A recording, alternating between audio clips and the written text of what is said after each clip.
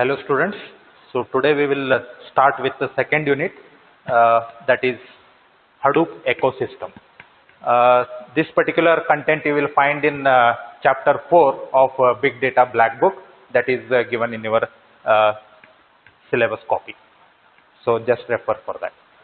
So today in this particular session we will discuss about Hadoop ecosystem. So overall in this particular unit you will find, or we are going to discuss about understanding Hadoop ecosystem, Hadoop distributed file system, HDFS architecture, concept of blocks in HDFS architecture, NAM nodes and data nodes, the command line interface, using HDFS files, Hadoop specific file system types, HDFS commands, the org.apache.hadoop.io package, HDFS high availability and features. So this is the overall content of your second unit. So session wise we are going to discuss one by one. So today in this particular section I am going to discuss understanding the Hadoop ecosystem. What exactly the Hadoop ecosystem is. So let us begin. Handling huge volume of data generating from billions of online activities and transactions requires continuous upgradation and evaluation of big data. One such upcoming technology is Hadoop. People often confuse Hadoop with big data. Big data is not a big data. However, it is also true that Hadoop plays an integral part in almost all big data processes.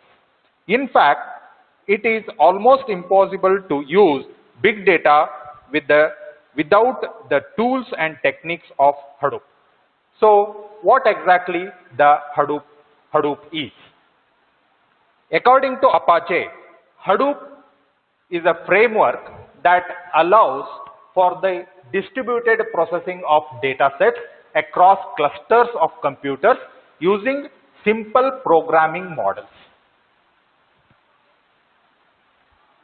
It is designed to scale up data sets across clusters from single servers to thousands of machines, each offering local computation and storage.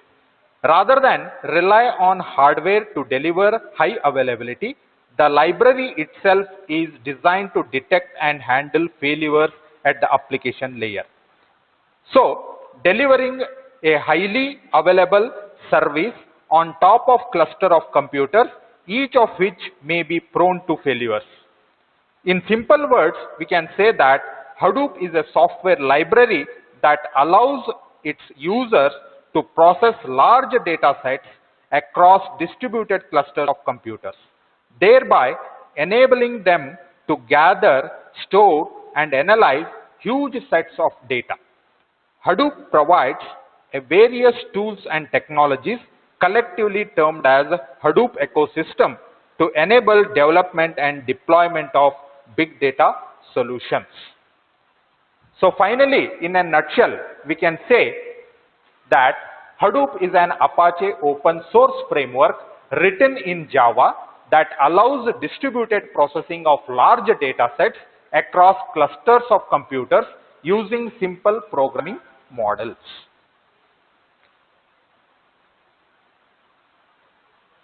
So with this, we will see now in detail what exactly the Hadoop ecosystem consists of. Hadoop ecosystem is a framework of various types of complex tools and evolving tools, and also the component, it consists of components. Some of these elements may be very different from each other in terms of their architecture. However, what keeps them all together under a single roof is that they all derive their functionalities from the scalability and power of Hadoop. In simple words, the Hadoop ecosystem can be defined as a comprehensive collection of tools and technologies that can be effectively implemented and deployed to provide big data solutions in cost-effective manner. So MapReduce and Hadoop distributed file, that is HDFS, are two core components of Hadoop ecosystem that provide a great starting point to manage big data. However, they are not sufficient to deal with the big data challenges. Along with this, the Hadoop ecosystem provides a collection of various elements to support complete deployment and development of big data solutions. So now let us see what exactly the Hadoop ecosystem consists of. In other words, can say that what are the elements, what are the components of Hadoop ecosystem. So that is depicted in this particular slide in the given figure here. So it consists of various blocks, various elements, like we have HDFS, we have MapReduce, we have Flume, Sqoop, Zookeeper, Oozie, Pig, Mahout, R components, Hive, and HBase. So these are the components that are present in Hadoop ecosystem. So let us see one by one what exactly these components purpose is or objective is. Why the Hadoop consists of all these particular components. So Hadoop is currently the most common single big data platform in which all the elements required for processing the big data is being provided. So let us see now what exactly the Hadoop ecosystem is. So consider the first component, that is the bottom layer, that is HDFS. So HDFS means Hadoop Distributed File System. In Hadoop, data is stored in this storage layer and it is stored across distributed machines. It is stored across distributed machines in distributed fashion. Hence it is called as distributed. And all the data which is brought in Hadoop is going to be stored as file format. That is why the term Hadoop Distributed File System. Second component above HDFS is MapReduce, which helps in processing this particular data and getting some valuable results. MapReduce was the original processing engine. Later we had a version 2 which is highlighted in this particular figure, that as V2. And also it is called as YARN, which is the resource management technique called yet another resource negotiator, which provides better resource management technique.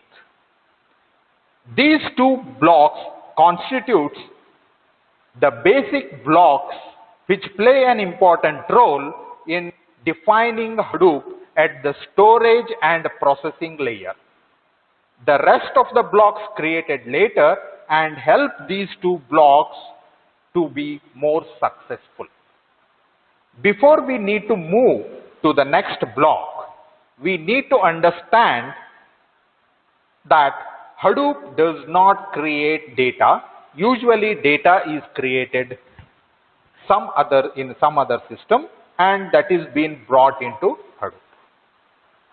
For that to happen, we need some mechanism which can help us to get the data into the Hadoop.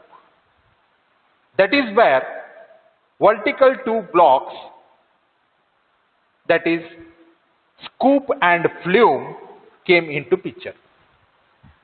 So with respect to figure, these are the vertical blocks, Sqoop and the Flume. So let us see what is the use of Flume and Sqoop. So first we will see what exactly the Sqoop component in Hadoop ecosystem. Sqoop is a mechanism to get data from relational databases like Oracle, your SQL server, or it might be a MySQL also. So into this particular Hadoop cluster, it not only acts as a mechanism to get data into Hadoop, but it can also be used to get data out of Hadoop to any relational system. Scoop has import and export utility, which helps us to do this two-way bridge. The word scoop is created with two words, that is SQL plus Hadoop. So SQ is taken from SQL and OOP is taken from Hadoop. So togetherly it is termed as scoop.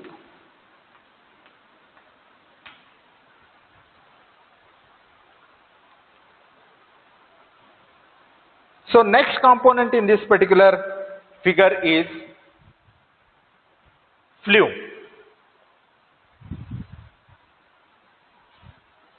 So Flume helps to get unstructured data into Hadoop, which is also called as log collector. Helps us to get semi-structured, unstructured format of data. So these are the first four components of Hadoop ecosystem. So let us dissect the other components of Hadoop ecosystem. So in this particular list, the fifth component we are going to consider in this particular case is Hive, H-I-V-E, Hive.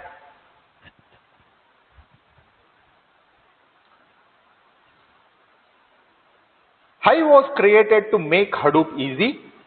MapReduce is written in Java, and Java may be a complicated language for most of the people. But lots of people understand SQL. They are able to write SQL queries. For example, select star from certain table. Business users, end users, data analysts, most of the user community understand SQL. Hence, there was a need of creating such a long or high level API which could write SQL on top and indirectly internally produce MapReduce job. That exactly what Facebook did when they created Hive and open source to the rest of the world. Thus, Hive can be considered as high level language or a wrapper on top of MapReduce, which is based on writing logic driven queries. Another such language is Pig, which is the next component available in our Hadoop ecosystem. Pig was created by Yahoo, and the purpose is to provide high level APIs which can be written in English kind of language using words like filter, sort, etc. to help MapReduce jobs. When somebody writes a Pig script, it internally produces MapReduce job, making life easier for the developer, and he doesn't have to write MapReduce job himself. Finally, it can process data, speed up code, and make it handier for the users. So this is the utmost goal of Pig. The next component in this particular case is Mahout.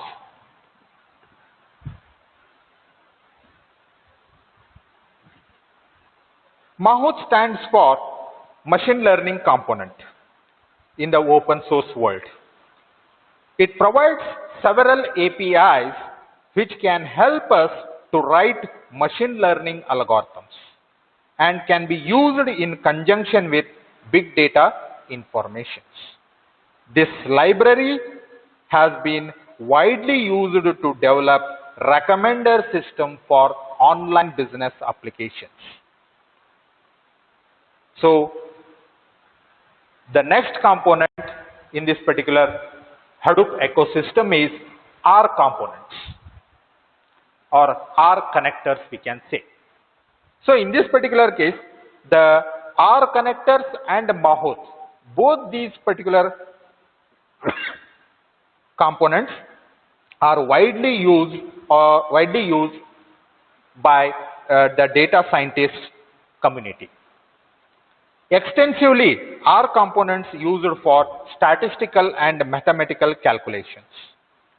It can be incorporated with big data to really make some useful solution for the users.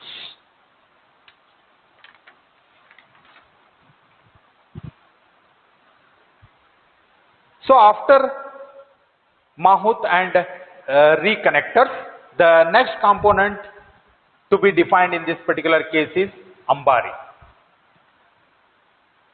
So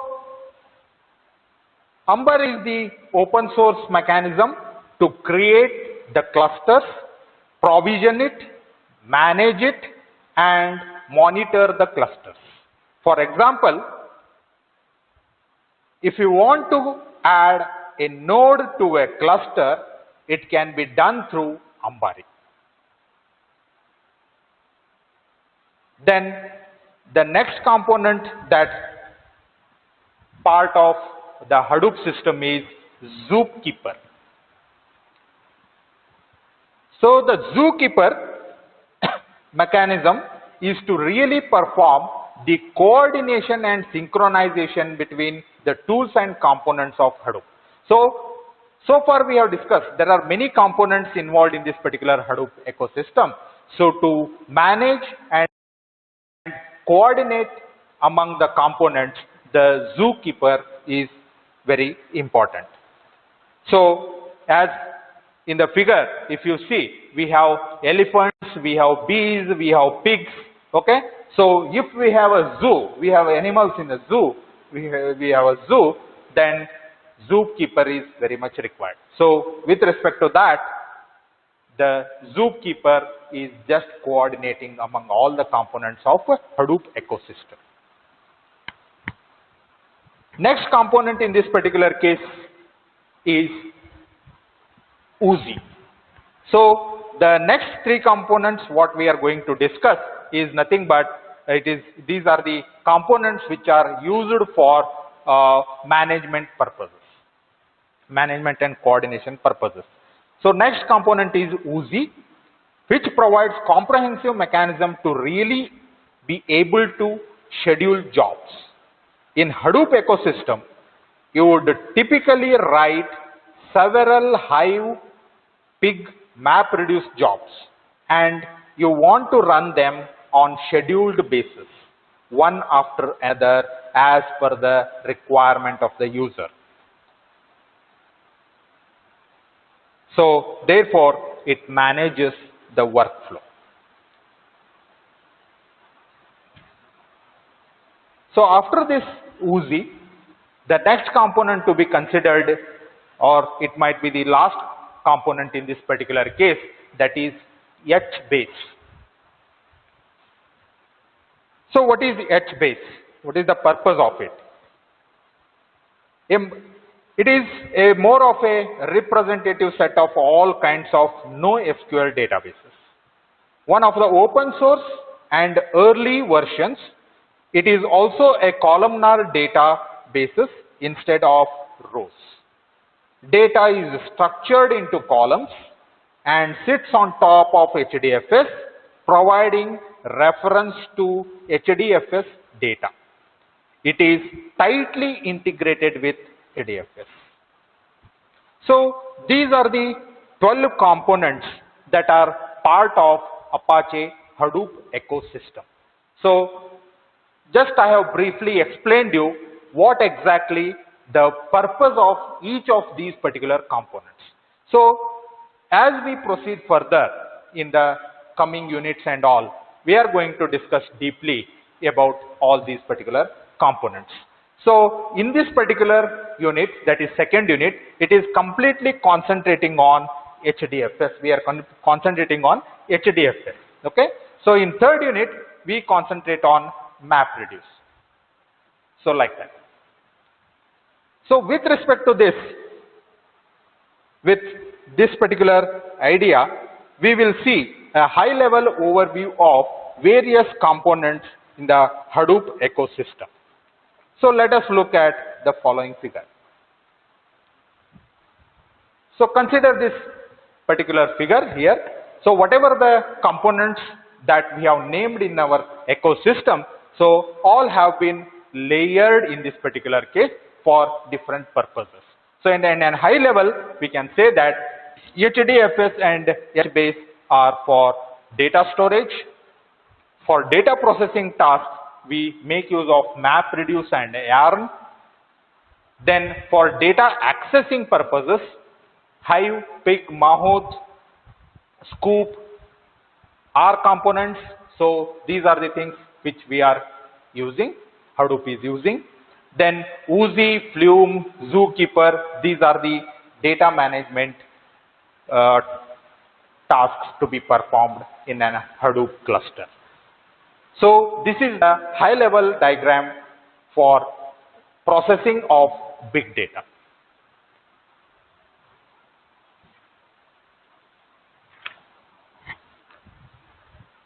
So in this particular case, all these elements enable users to process large data sets in real time and provide tools to support various types of Hadoop projects, schedule jobs and manage cluster resources.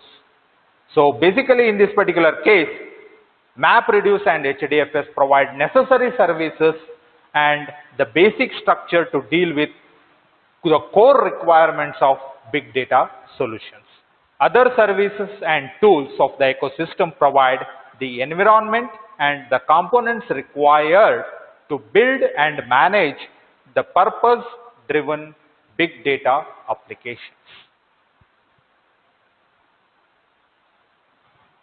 So this is about Hadoop ecosystem. So once we understand the Hadoop ecosystem and its related components, next we will start with Hadoop file system. What exactly the Hadoop file system is.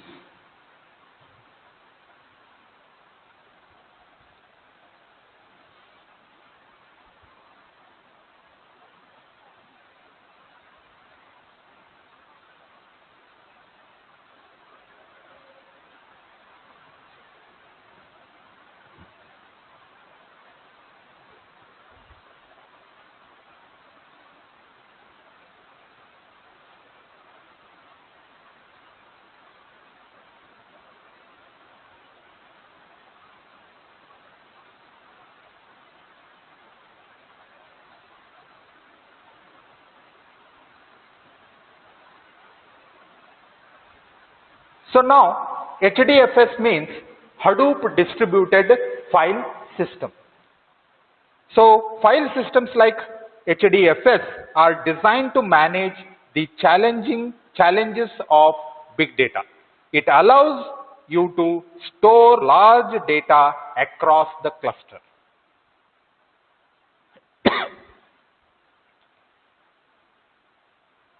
Being core components, Hadoop, MapReduce and HDFS are always being enhanced and hence they provide greater stability. The Hadoop ecosystem provides a constantly increasing collection of tools and technology particularly made to bridge the deployment and development and also support the big data setup.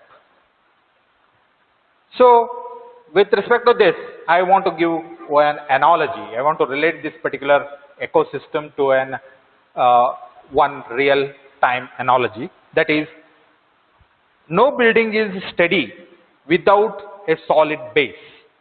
Each part of the building must justify its existence.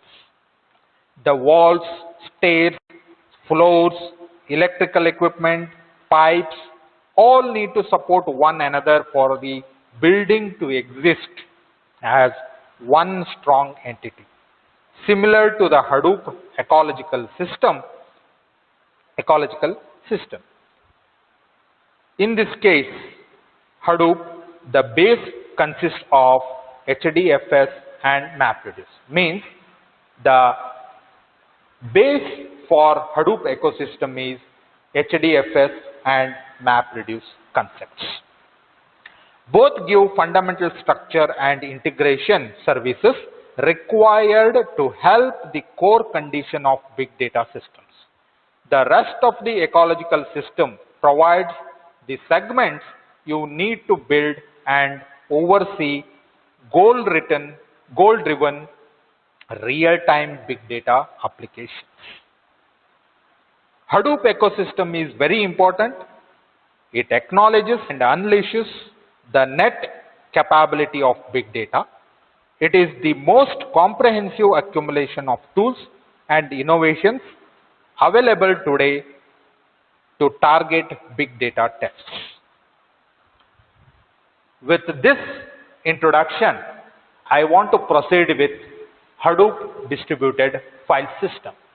So first, to introduce you, we will see the related concepts of HDFS, which we can also consider it as the features or advantages or facilities that are available with respect to Hadoop file system. So in this particular case, the first one is huge document. HDFS is a file system intended for putting away huge documents with streaming information access. Huge in this connection means records in the vicinity of gigabytes, terabytes, or even petabytes in size. Next concept in this particular case is streaming information access. HDFS is created for batch processing. The priority is given to the high throughput of data access rather than the low latency of data access. A data set is commonly produced or replicated from the source, and then various analyses are performed on the data set in the long run. Every analysis is done in detail and hence time consuming, so the time required for examining the entire data set is quite high. Next concept in this particular case is appliance hardware. What is the requirement of hardware for Hadoop? Hadoop does not require any large, exceptionally dependable hardware to run. Then the fourth capability or concept in this particular for Hadoop is low latency information access. Applications that permit access to information in milliseconds do not function well with HDFS. Therefore, HDFS is upgraded for conveying a high transaction volume of information, and this may be at the expense of idleness. HBase is at present a superior choice for small latency access. So already we have seen the HBase component that is present in our Hadoop ecosystem. So this is for accessing the low latency information. Then the fifth component or fifth concept in this particular case is to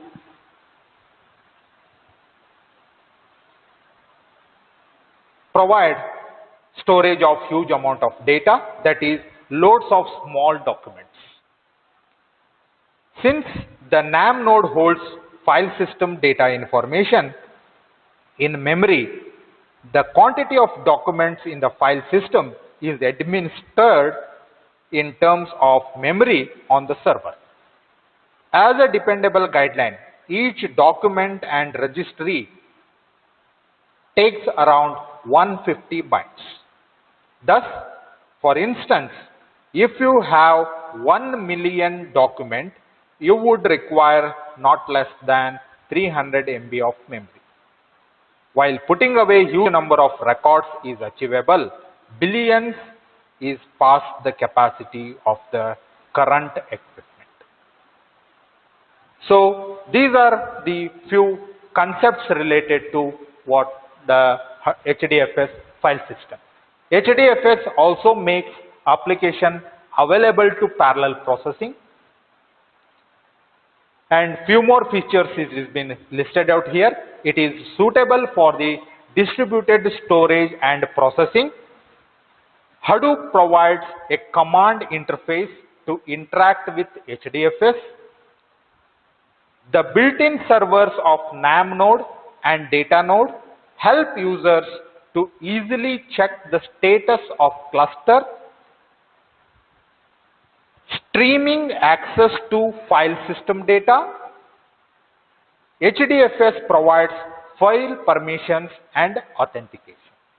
HDFS file system, it is not a local system on your computer. HDFS in big data, it is a different kind of virtual file system that is being made available for processing and storing the big data information.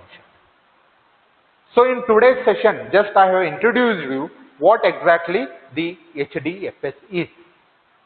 In the next section, we will start with the discussing the HDFS in detail with HDFS architecture.